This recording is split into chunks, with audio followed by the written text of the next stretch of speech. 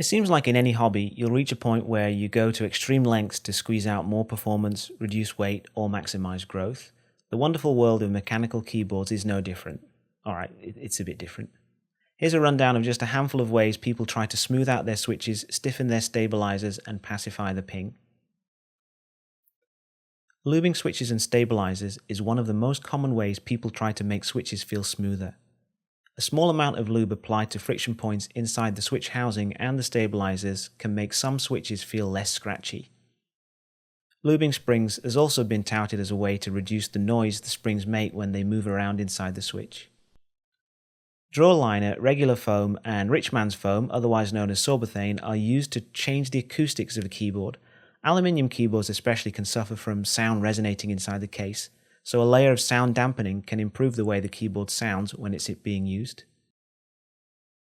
Cherry stabilizers come with two springy legs on the bottom that are designed to soften the impact when the stabilizer bottoms out. Many people actually prefer the more solid feel and will clip those two legs off. It's a really easy mod and it's a no-brainer for most people.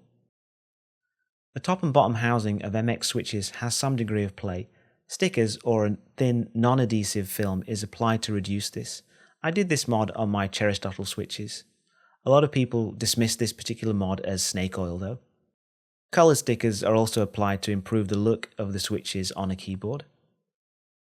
Cherry MX switches and their clones come in a few different weights, but aftermarket springs let people have much more control over the force that's required to activate the switch. Some people like to make their switches really heavy. Gold springs are they're gold. I've kept this list to 5 for the sake of time, but there are, of course, a lot of other things people do to try to improve the feel of the keyboard, and even the 5 I've mentioned have variations and further tweaks depending on personal preference. There are so many rabbit holes to go down, and few have reached the bottom of all of them. What's your favourite mod?